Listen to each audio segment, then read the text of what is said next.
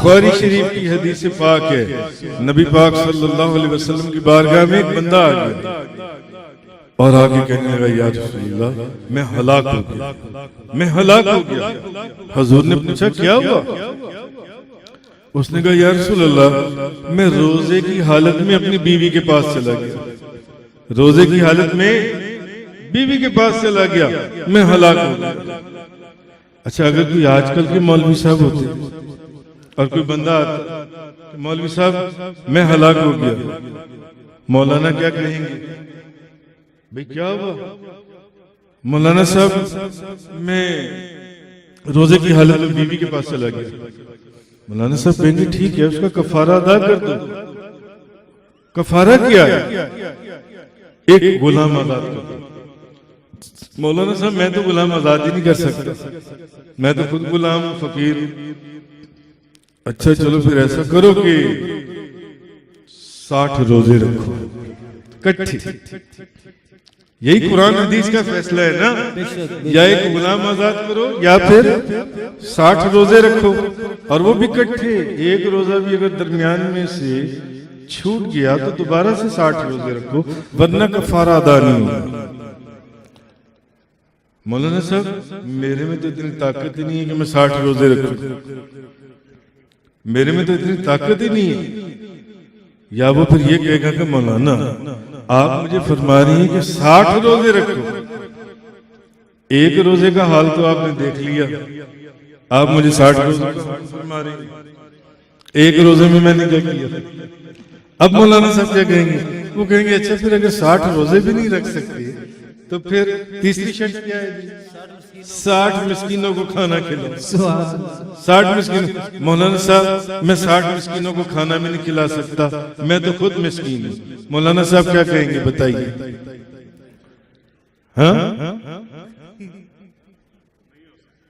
مولانا صاحب کہیں گے گیٹ آؤٹ، چلو دفع ہو جاؤ یہاں سے، نہ تم غلام آزاد کر سکتے ہو، نہ تم 60 روزے رکھ سکتے ہو، نہ تم 60 مسکینوں کو کھانا کھلا سکتے ہو۔ مگر ایک شخص تاجدار دو جہاں، سبحان اللہ، شاہ سوار لا مقام، مالک زمین و آسمان، روح کن فقام، نبی کریم صلی اللہ علیہ وسلم کی بارگاہ میں بھی آیا تھا۔ اس نے کہا یا رسول اللہ میں ہلاک ہو گیا۔ بتاؤ اچھا وہ آنے والا کوئی عام شخص تھا؟ بتائیے صحابی رسول تھا، سبحان اللہ، صحابی رسول تھا وہ آنے والا شخص، اور وہ قرآن کا علم جانتا تھا، وہ قرآن کا علم جانتا تھا، اور وہ یہ جانتا تھا کہ قرآن کے ضابطے کے اندر اگر کوئی تبدیلی کر سکتا ہے تو وہ ایک ہی ذات ہے۔ سبحان اللہ، نعرہ تکبیر، نعرہ رسالت۔ قرآن اور شریعت کے ضابطے میں اگر کوئی تبدیلی کر سکتا ہے تو وہ ایک ہی ذات ہے۔ بس بھئی آپ نبی صحابہ کرام یہ جانتے تھے کہ وہ جو کہہ دیں مان لو، وہ جو کہہ دیں مان لو، کیونکہ یہی وہ ذات ہے جس پر کوئی اعتراض نہیں کیا جا سکتا، یہی وہ ذات ہے جس کو رد نہیں کیا جا سکتا، یہی وہ ذات ہے جس کی کسی بات پر شک یا چونہ چرا نہیں کیا جا سکتا۔ صحابہ کرام فوراً حضور کے حکم پر سر تسلیم خم کر دیا کرتے تھے۔ آپ بتائیے ایک ہے اللہ کا کلام، خدا کا کلام، اور ایک ہے رسول کا کلام، ایک ہے خدا کا کلام اور ایک ہے رسول کا کلام۔ تو خدا کا کلام ہمیں کس نے دیا؟ جی رسول نے، نبی کریم صلی اللہ علیہ وسلم نے۔ خدا کا کلام بھی ہمیں نبی کی زبان سے ملا اور نبی کا کلام بھی ہمیں نبی کی زبان سے ملا۔ اچھا حضور کی زبان سے ہم نے قرآن سنا، حضور کی زبان سے ہم نے حدیث سنی۔ حضور نے فرمایا ابھی جو میں نے فرمایا یہ قرآن تھا، ہم نے مان لیا کہ یہ قرآن تھا۔ حضور نے فرمایا اب جو میں بیان کر رہا ہوں یہ میں بیان کر رہا ہوں یہ حدیث ہے، ہم نے مان لیا کہ یہ حدیث ہے۔ ہمیں خدا نے آپ کو ڈائریکٹ آ کر تو نہیں کہا تھا کہ یہ میرا کلام ہے اور یہ نبی کا کلام ہے، ہمیں تو حضور نے فرمایا نا۔ ہم نے تو خدا کا کلام بھی حضور کی زبان سے اور نبی کا کلام بھی حضور نبی کی زبان سے۔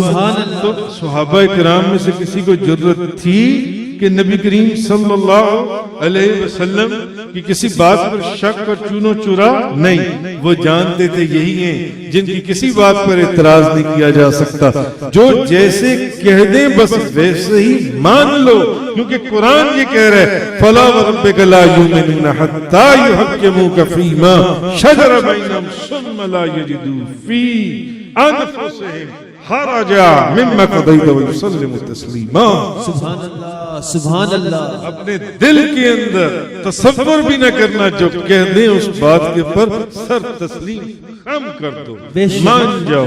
حضور نے فرمایا یہ میرا کلام ہے۔ صحابہ، اب وہ بھی صحابی رسول تھے، جب نبی کریم صلی اللہ علیہ وسلم کی بارگاہ میں آئے تو انہوں نے نبی پاک صلی اللہ علیہ وسلم کو کیا کہا؟ یا رسول اللہ میں ہلاک ہو گیا۔ حضور نے فرمایا کیا ہوا؟ یا رسول اللہ، اور وہ یہ جانتے تھے کیونکہ وہ صحابی رسول تھے، وہ جانتے تھے کہ قرآن کے اندر، اور وہ قرآن کا علم جانتے تھے، وہ جانتے تھے قرآن کے اندر ہیبت و جلال کا حکم ہے، قرآن کے اندر ہیبت و جلال کا حکم ہے، چلو رحمت و جلال کی بارگاہ سے بھیک مانگتے ہیں، رحمت و جمال کی بارگاہ سے بھیک مانگتے ہیں۔ تو حضور کے پاس ہے، یا رسول اللہ میں ہلاک ہو گیا، میں ہلاک ہو گیا، میں ہلاک۔ حضور نے فرمایا کیا ہوا؟ یا رسول اللہ روزے کی حالت میں بیوی کے پاس چلا گیا۔ حضور نے فرمایا اچھا ایک غلام آزاد کر دو۔ اس نے کہا یا رسول اللہ میں تو خود غلام ہوں، بہت فقیر ہوں، میں کہاں سے غلام آزاد کروں؟ حضور نے فرمایا پھر 60 روزے رکھو۔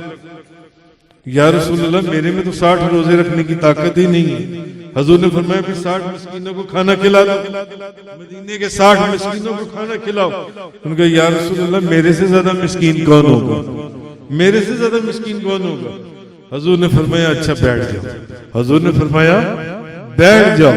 اب قرآن کا حکم پورا ہو چکا تھا، سبحان اللہ، اسلام بیان ہو چکا تھا، بے شک، شریعت کا قانون بیان ہو چکا تھا سبحان اللہ۔ جی۔ اب حضور نبی کریم صلی اللہ علیہ وسلم نے ضابطہ قرآن تو بیان ہو چکا تھا، قانون الہی بیان ہو چکا تھا، اب حضور نے فرمایا بیٹھ جاؤ، اب قانون رحمت کا انتظار کرو، سبحان اللہ، اب قانون رحمت کا انتظار کرو۔ تھوڑی دیر کے بعد ایک بندہ آیا کھجوروں کا ٹوکرا لے کے، یا رسول اللہ یہ کھجوروں کا ٹوکرا قبول فرما لیں۔ لوگ بیٹھے، حضور نے فرمایا وہ بندہ کہاں ہے جس نے سوال کیا تھا میں ہلاک ہو گیا؟ وہ بندہ کھڑا ہو گیا۔ حضور نے فرمایا یہ ٹوکرا تم لے لو۔ وہ جو حضور کے لیے لایا تھا حضور نے اپنا ٹوکرا اس کو دے دیا، فرمایا یہ ٹوکرا لے لو، جاؤ مدینہ منورہ کے مسکینوں کو کھانے یہ کھجوریں کھلا دو، تمہارا کفارہ ادا ہو جائے گا۔ وہ کہنے لگا یا رسول اللہ میں مدینے کے مسکینوں کو کھانا کھلاؤں؟ میرے گھر سے زیادہ مسکین لوگ اور کہاں ہوں گے؟ فتبسم رسول اللہ صلی اللہ علیہ وسلم، حضور مسکرائے۔ حضور نے فرمایا اچھا جاؤ پھر یہ ٹوکرا اپنے گھر والوں کو ہی کھلا دو، تمہارا کفارہ ادا ہو جائے گا۔ سبحان اللہ۔